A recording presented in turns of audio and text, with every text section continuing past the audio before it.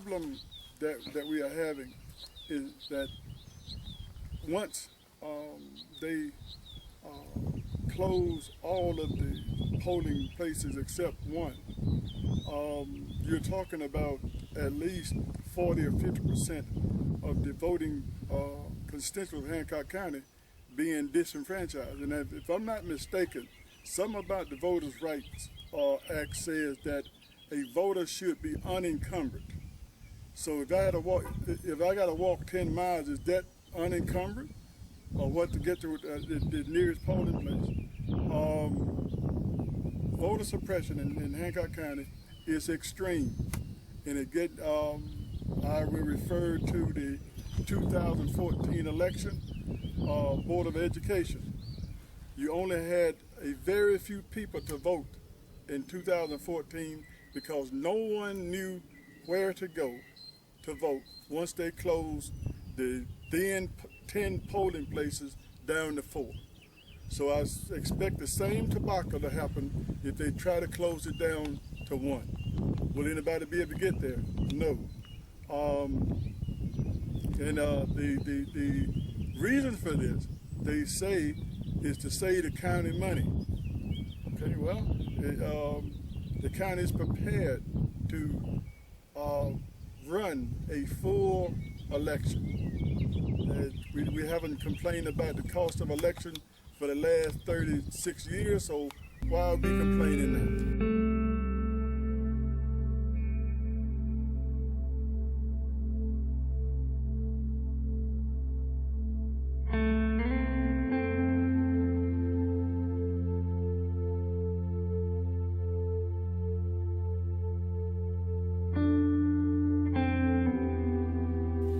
Greetings. Today is June the 19th, 2015. And of course, this is the Ghetto Free Press, and I'm George Boston Rhines. I'm about to speak with some people that came from Hancock County, Georgia. I was called over a year ago about problems in Hancock County.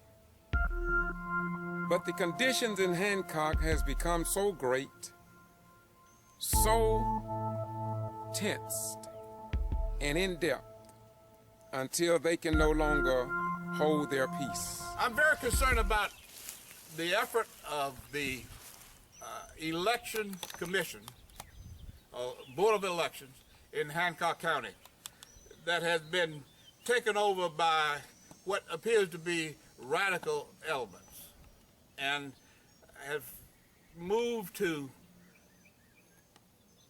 circumvent true democracy.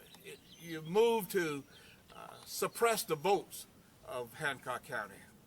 One of the things that's happening is they have fired people who have worked in voters registration and voters elections for a number of years and have great experience. 38.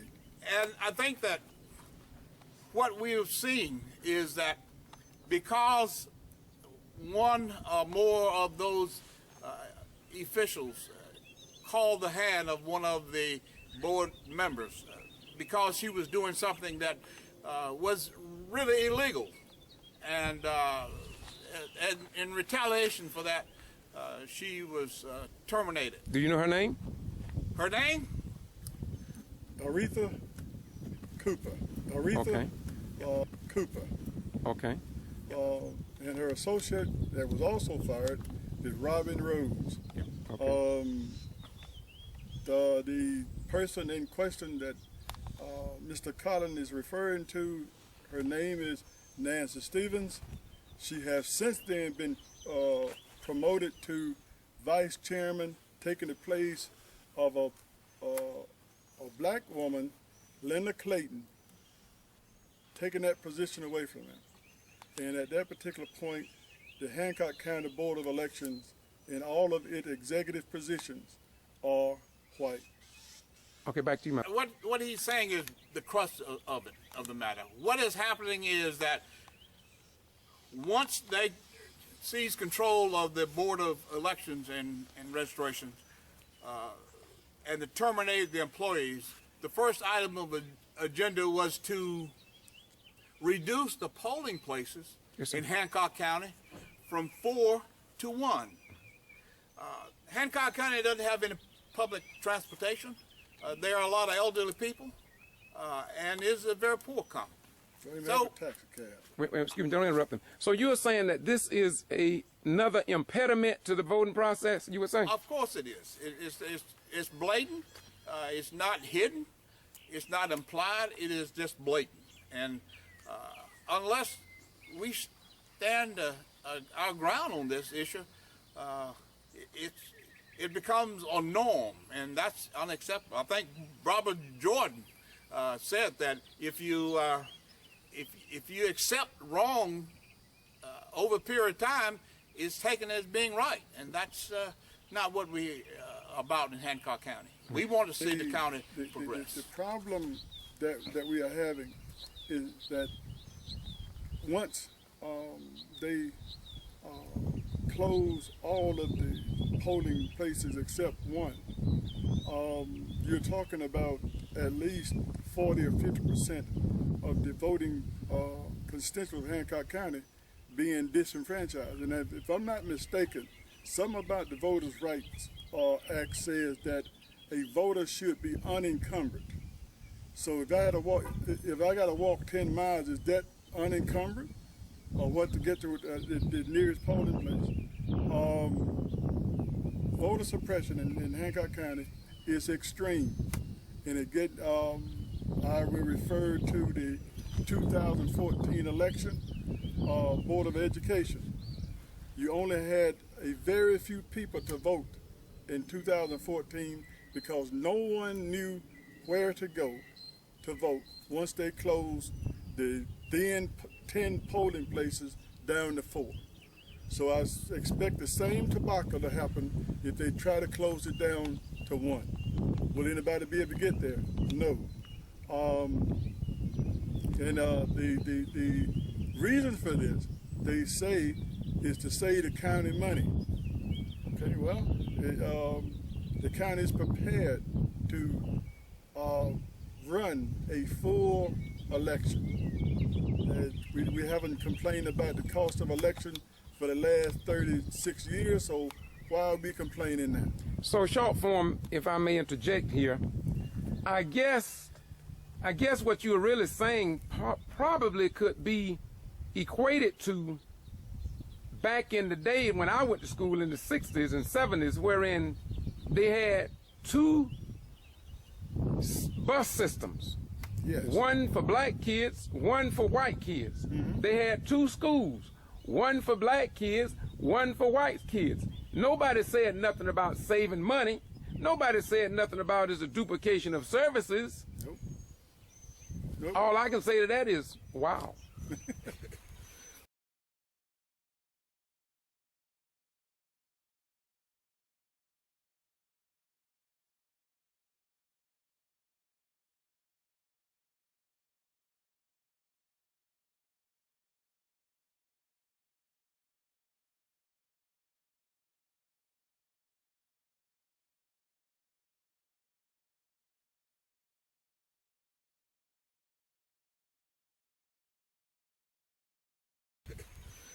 Well, speaking of education, you know, it's sort of unique.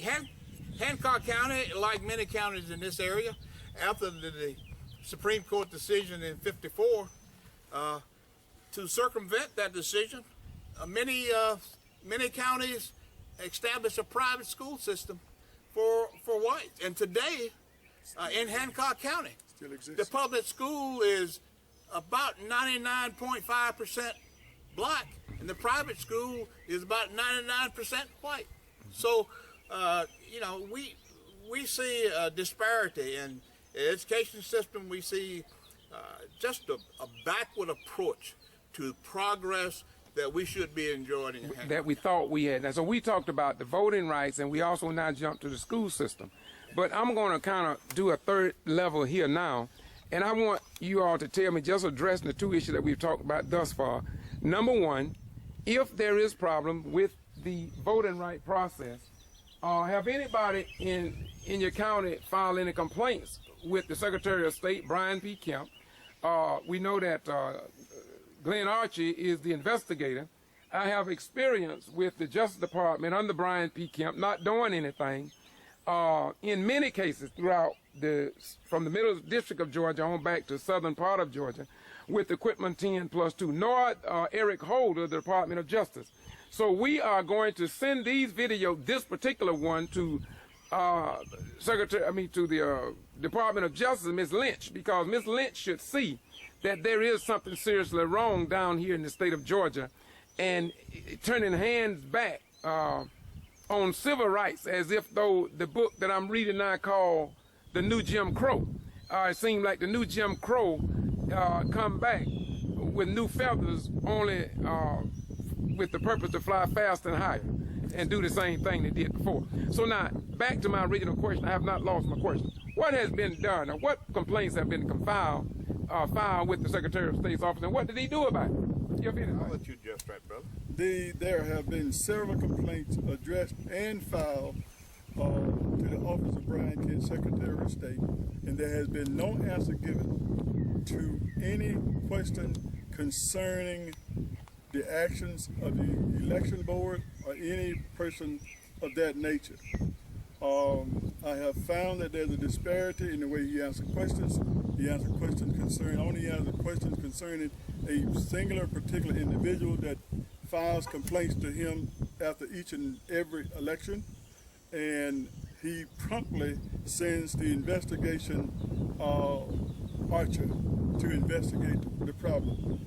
But when the situation is filed by a poll worker concerning the election board member or members, that question is never answered. No investigation is ever sent or started. So if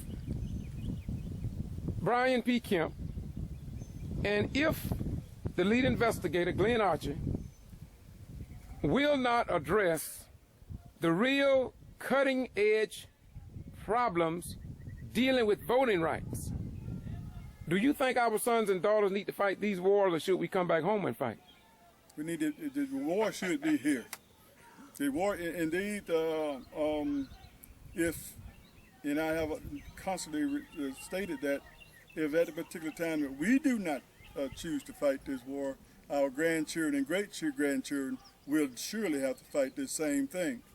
And I mention all the time that I was there in the 60s, in the 70s, where if you look at your TV media and you pay close attention, we are doing exactly the same thing in 2015 that I was a part of in 1964 and 65.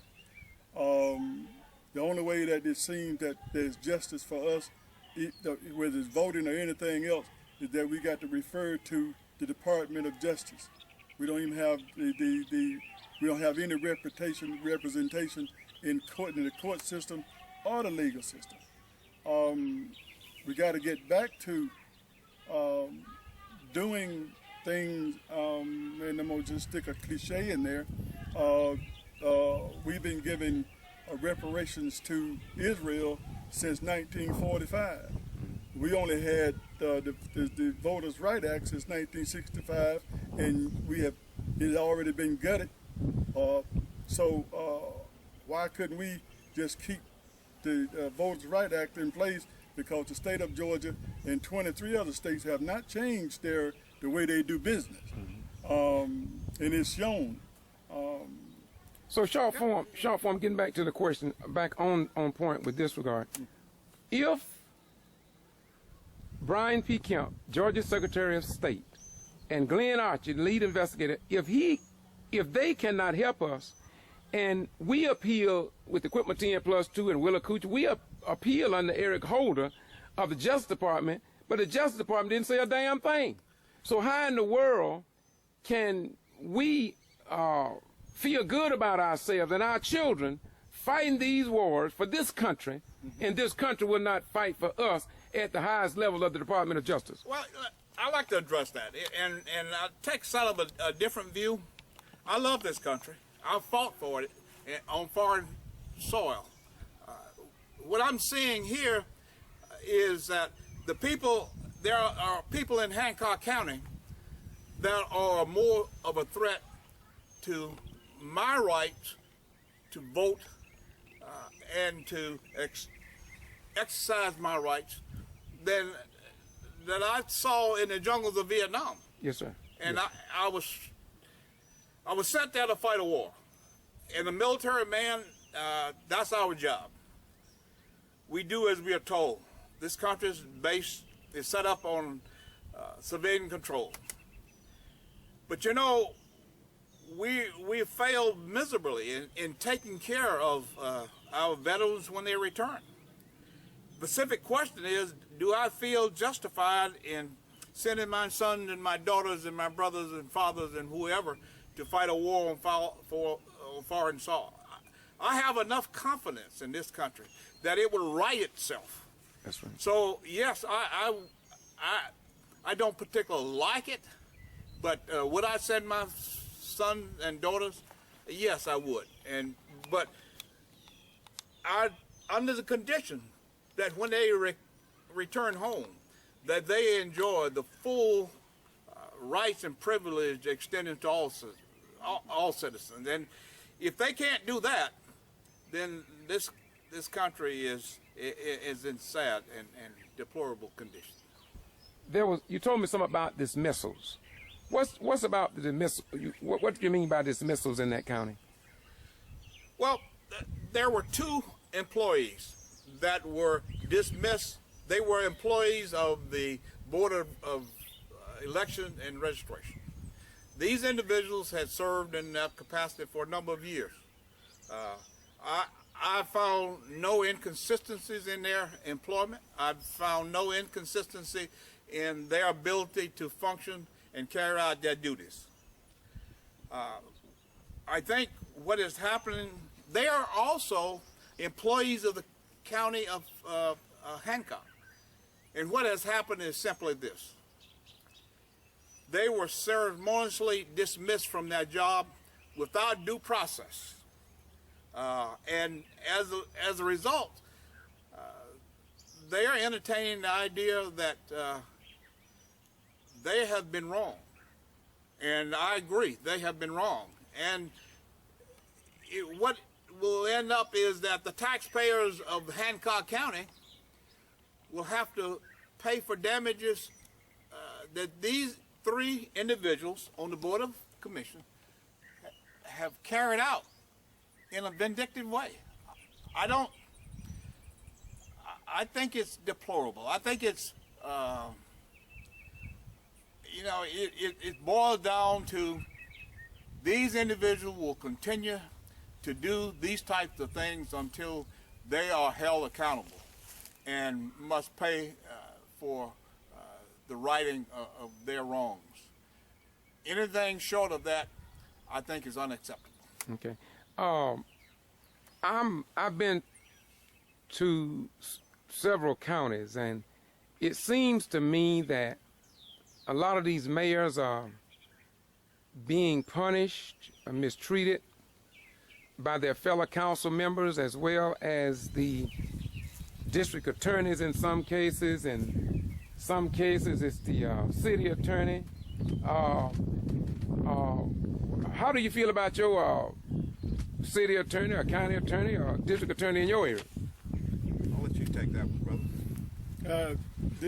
The county attorney is, as far as the city goes, is I would say par, but the county attorney is standing in the support of the actions that are being taken by the election board and or the Board of Commissioners. He has tried to explain away the faults that the Election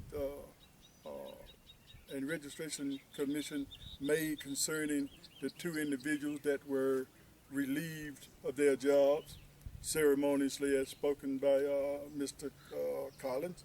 And actually, the part that bothers me the most is that the day that they fired him, they had an eatery It bothered me considerably because it reminded me of the history that I read, that when they used to hang a black person, they used to have a picnic. So, and that these things are things that are happening now. We need all of the help that we can get. I've reached out to several different organizations myself, filed complaints with the Department of Justice as to what they're going to do. I have no idea, but it's been done.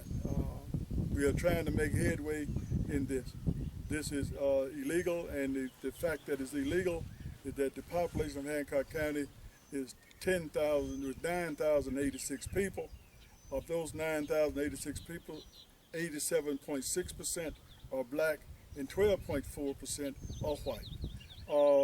And at this particular time, most of the governing bodies of Hancock County is white. All the boards are white. They're all the way down to controlled, and they're all the way down to the Industrial Authority Board. The same the same thing is across the board.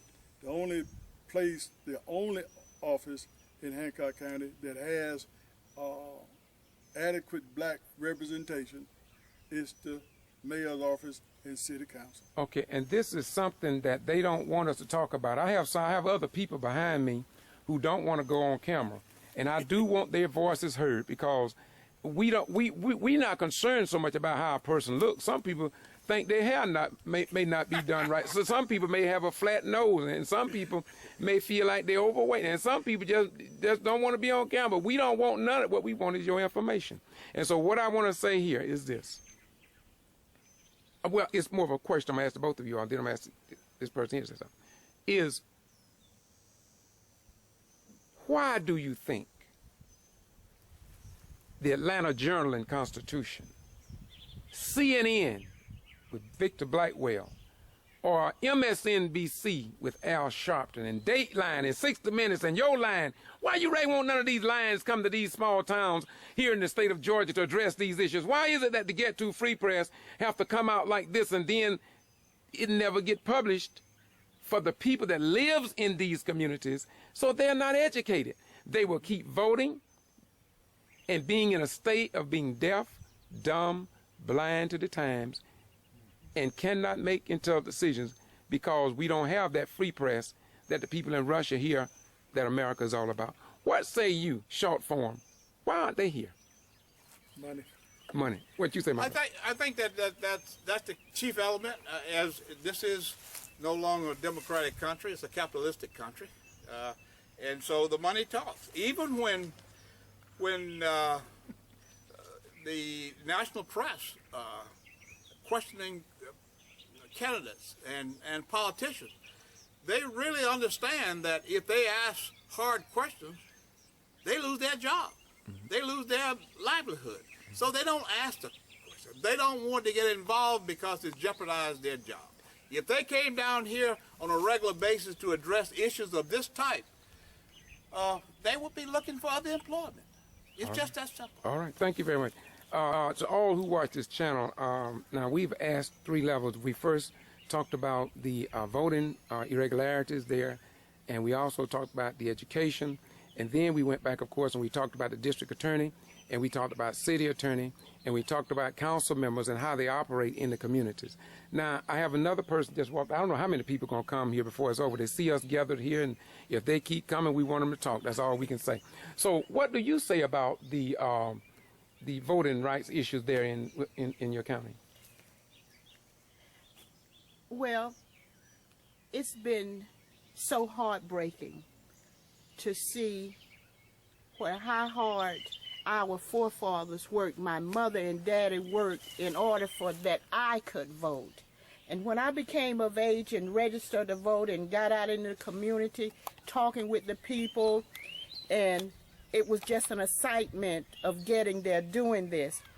Now, what really bothered me during my brother's election, there was a lady by the name of Nancy Stevens who served on the election board, And I walked in the office, and she was over in the ballot box, had taken out hands of absentee ballots, questioning the authenticity of the signatures.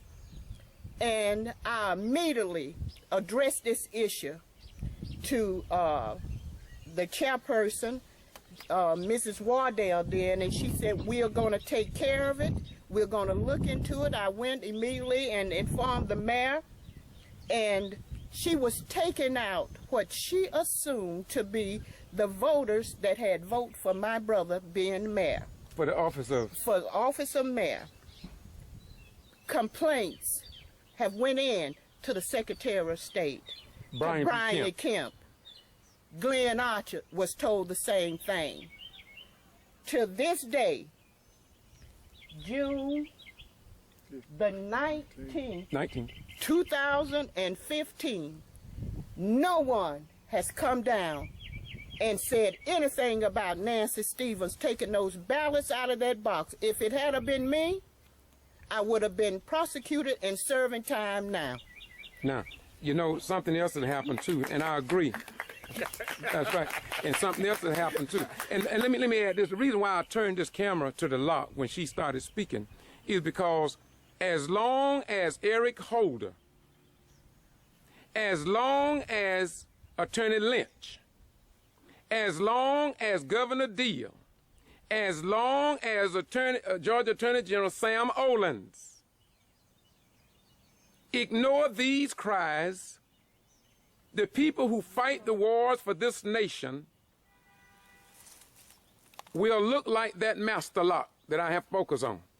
We are locked out of the system until they want us to go fight and die for this country.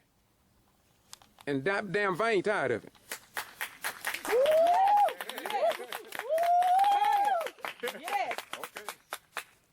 My brother, hearing the sister, I love the sister. I hope some more people come.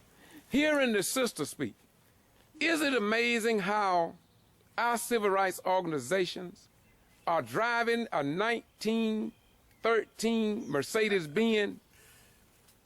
I understand. But can't drive into the community where our problem's at for the most part. Now, we know they're doing a good work. Our civil rights organizations, they're doing a great work. But they just not in these little small towns. And we need them here. We, in my opinion, cannot allow our children to go back on the battlefield to fight a war that we thought we had won. What say you, my brother? I agree with you. I understand. It's disheartening. And I don't intend to have my grandson, my granddaughter, fight the civil rights battle that I fought. I will not tolerate it. I will not stand for it. And I think one of the things that we need to do is to single out those individuals, call them out, the ones who have perpetrated the wrongs against us. They need to be punished. They need to be held accountable for their work. They need, and if necessary, they need to understand how it feels to lose their right to vote and participate in the God-given right to voting in this country. It is pathetic that they can do these things and not be held accountable. I think a prison sentence would be appropriate for some of the actions that we... Yes! Woo! Yes! Yes! Woo! Woo!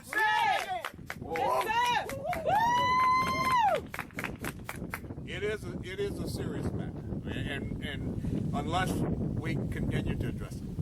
Y'all excuse me, another lady, this lady here, she's kind of handicapped. She told me that maybe y'all can come. She talked about there's no hospital or health care down there, or if it is, it's after hours. She didn't want to talk. Anybody want to talk on anybody have any knowledge of that? Yes. We are trying to fill in the gap because after all, we have went to a lot of communities and we must address the real cutting edge issues. My brother, what do you say? If you all don't have a hospital and if you don't have places to be treated, isn't it a great possibility that people could die before they try 25, how many miles, 20 minutes? We had a few years ago, yeah. we had a few years ago, a young kid was riding a mechanized four-wheeler. Go-kart. And it turned over on him. He had sustained head injuries. There's no trauma center in the immediate area. There's nothing that could give him any hope of surviving. And in fact, he died because there was no health care facility capable of meeting the needs that he had at the time. Okay. It's a sign of, we don't have a hospital. We don't have adequate health care facility or system in Hancock County. You know, we had a hospital that was built. It has been closed for how many years? 1995. It was closed in 1995. And if my math is right, that's 20 years. We need health care. There's no questions about it. We need it. And I support any effort to provide health care services to the citizens of Hancock County. We have tried to implement a system called telehealth in Hancock County that has been completely battled by the public official, namely Helen Sister Hudson. We can't seem to get it off the ground.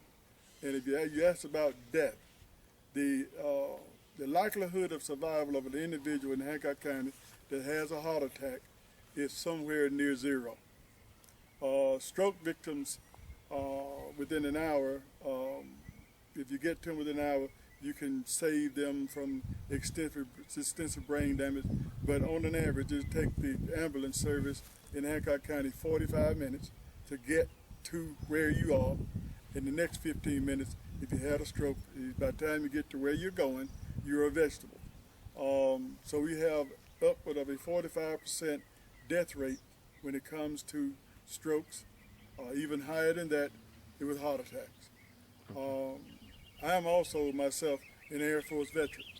So, the major care I get, I have to go to the Veterans Administration in Augusta, Georgia. If I get sick after 5 o'clock in the afternoon, there's no doctor available in Hancock County. Okay, I was entertained by a couple of people the other day from Macon, and they was telling me something, and I don't know if you all have the knowledge of it. They said something about, do you all have a mayor? Yes. Are they serving the citizen or sitting in his or her seat? Yes. They are. What kind of job are they doing? Mayor's doing a fine job. All right. Do you have a board of county commissioners? Yes. What are they doing? Nothing. Nothing. Not a thing. Okay. Now, the reason I asked you that because these people last night, tell me about, and maybe some people behind me, some of these people behind me may want to comment about it, on it. What is it about this, something called a lake? What about a lake in that community? What does that do? Did that draw people from Atlanta or tourists or blacks or whites or Latinos? Tell me a little bit about this lake up there. The predominant or the large amount of the people that are on the lake are immigrants coming from different areas, North Georgia, Central Georgia, places like that. They're not actually Hancock County people. And it seems to me their agenda is to completely control Hancock County, no matter what their numbers are. They are very few in numbers. I think the last count was like 1,500 of them. But it does not stop them from interfering into the due processes of law. From what I can tell, and she mentioned Nancy Stevens again, as I did, but I think that in certain aspects, she feels that she's above the law and she do exactly what she wants to do. I have problems with that, and I'll do whatever I can to make sure that to try to get to the end of that. Okay, I have another person. You go ahead, you guys. Go ahead, brother. No, that's it. To sort of define the lake as you requested, it is an area that is underdeveloped but has a tremendous amount of potential because of it is on the shores of Lake Sinclair, and this county could benefit greatly from its development. And I think that what is happening is that what I have seen personally is that their contribution to the county, I have not seen very much positive contribution. It's always been a view of obstructing what was trying to be done in a positive way. Amen. And it's really disheartening. Hopefully they will understand what they're doing and join the team to make this county a better county. Yes. All right. All right. Yes.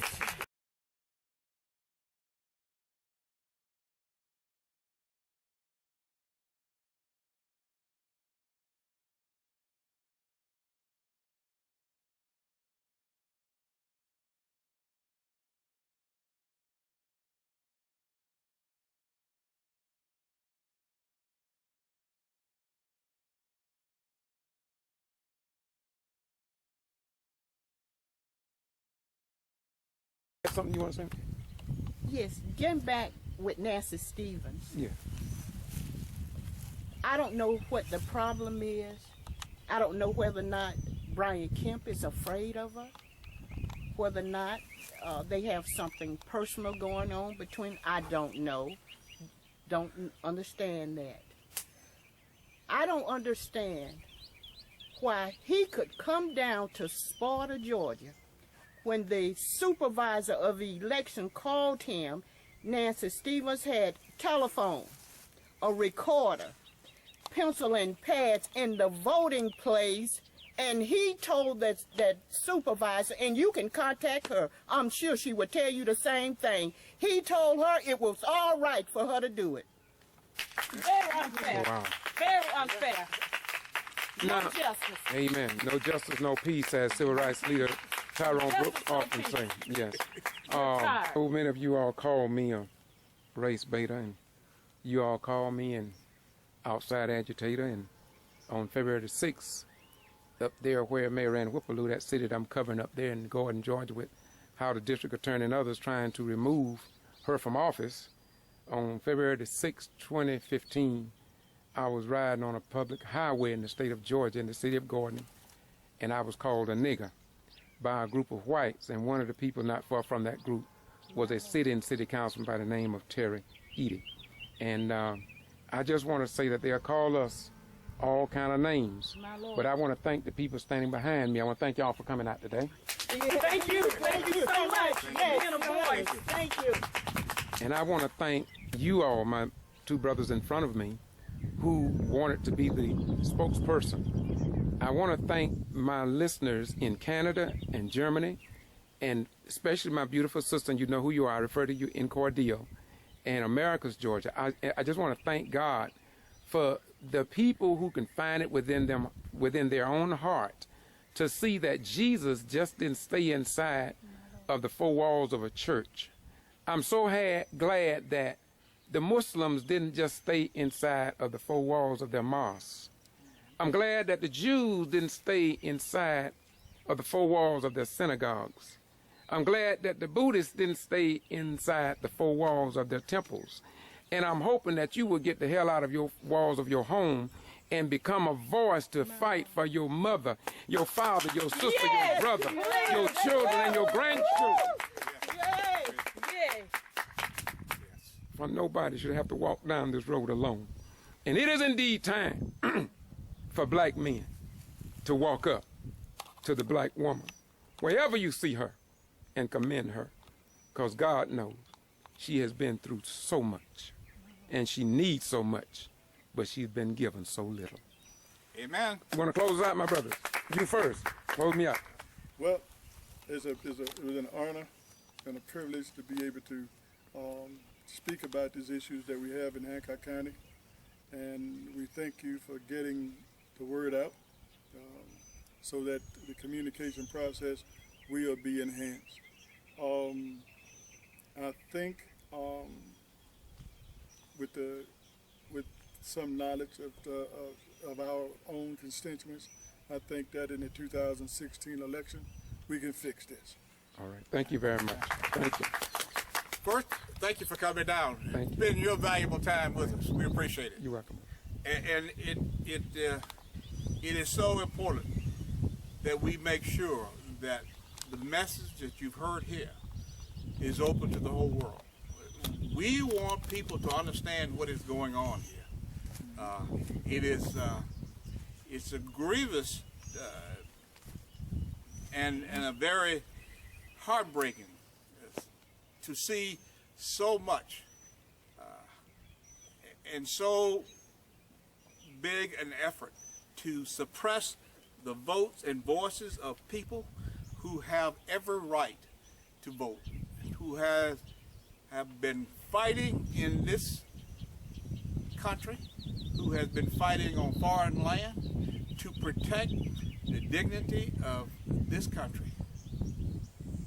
It's a sad day when we can see people blatantly infringe on my rights and try to impose their wishes on me. I will not tolerate it, period. All right. Yes. Now, I want to close this out. Thank you, my beautiful brother Collins. Thank you so much. What's your name again, my brother? Marion Warren. Brother Warren, I want to thank you too, but I'm going to close on this note. It's kind of a history note. In 2010, December the 21st to be exact, I was with my family in Atlanta, Georgia, and I received a call from one of the Quitman 10+2, and they told me, say, George, you got to get back down in Brooks County because these law enforcement officers gone crazy. They arrested 10 people, called them the Quitman 10. They later arrested 2 more. Now they are known as the Quitman 10+2. During that trial, I'm going to skip along to make it brief because I want to close this out, but I want to give this to Brian P. Kemp. I want to give this to Attorney General Lynch. We gave it to Eric Holder, but Eric Holder forgot his earphones, I guess, that day, so he never heard us. But we are hoping that Miss Lynch will hear us. We are hoping that Governor Nathan Deal will hear us in the right way. You got 3 military veterans right here. And if you do not care about the active duty military, then in my most humble opinion, I served during the Vietnam era as well. Stop lying to us. Stop lying to us. Tell us the truth. And then we are going on our merry way and we'll be free. Because Jesus said that's what truth does. Now, the Quitman 10+2, Lula Smart, was the first person out of those 12 people to go to court. After 4 years, she had over 30 charges against her. Her first trial was a mistrial. Her second trial was a mistrial. Her third trial, they dropped all charges against her. And during that 19-day court case, no Atlanta Journal-Constitution, no CNN, no MSNBC, not even my beautiful brother Al Sharpton, no final call from the Nation of Islam, the Honorable Louis Farrakhan. They were not in the courtroom. Now, y'all asking, why am I doing this? Because it's the truth. No local TV station, 19 days that court case was a total whiteout because they knew that they didn't have a case from Jump Street. But as Mr. Collins just said, they wanted to circumvent the power of the black vote. So now I'm saying to America, the whole world is watching what's going on in the land of the free and the home of too many black graves. So now again, I'm going to say it again. 19 days, I was the only one there. I put in a request to be in the courtroom, and I was in the courtroom until the honorable judge asked me to leave. But the bottom line was, it was a glorious day. Not even the pastors, for the most part, in Brooks County stood up with those people. But the bottom line is, they won their case. And now, I'm going to give you the beans in the soup. Out of the 12 people, Latasha Head had lupus. Let me say it again. Latasha Head had lupus. I talked to her father. That could have contributed to that girl's death. So you can't replace that. The pressures that y'all put on those people. Wait a minute, I haven't finished yet. In Gordon, Georgia, under Mayor Ann Whippaloo, the finance chair, Terry Reese, said you got to have an audit to find out where $1.5 million possibly had been lost or confiscated. Sorry to say it, he was under stress. He's no longer with us either. So, just how deep does the mole hole go to circumvent the power of the black vote? And after we get into office as mayor, then they come up on cropped up charges to remove them from office. Wait a minute, one more. Mayor Ann Whippaloo's husband just buried him last week. He told me many times in his home, I really want to say it the way he said it, but it's something in me won't let me say it. I'm just going to say it this way. He was afraid that the council members that's fighting her, along with attorney Joseph Boone, and possibly some of the district court people in the judicial system, was orchestrating some as he believed. And he said to me, I'm concerned about her having a stroke, a heart attack, or they killing her by putting all this undue pressure on her. That was his major concern. And you who are in Gordon, you all know when he went to the meetings, he got up and walked out because he couldn't take it. He said he couldn't take what they were doing to his wife, the way they were mistreating her. And so guess what? When he was at City Hall and he had that massive stroke, I'm going to continue to say that that too was a result of the stress. And so now you Christians, you Muslims and you Jews who say you believe in the divine force, but you won't say nothing. Me, I'm going to close. I promise y'all this is my last closing. After I make this statement, I will close. I want to say to you, and I will say this to God, if I get to heaven, and I said if I get to heaven, and if I see these scared to death Negroes, and if I see these Caucasian people that I know have lived and done wickedness down here on this earth, I will politely turn to God out of the love that I have in my heart. God, I don't want to be in this heaven. I don't want to be here. I believe, God, that there's another heaven. And I believe, no disrespect to you, but I believe there's another God that's a little bit better than you. Now, that's what I believe. So I don't want to go to that, and I don't.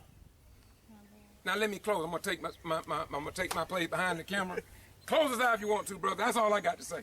I think you've done an excellent job of closing out. Thank you.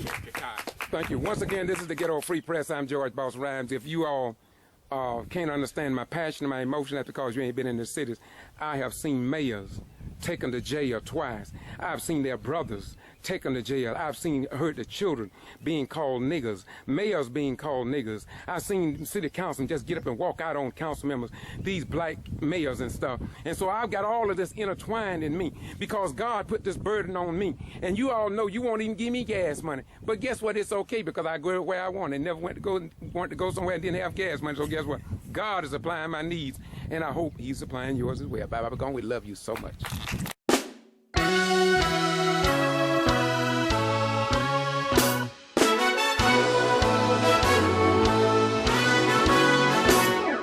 How can you do me wrong when I'm doing you right?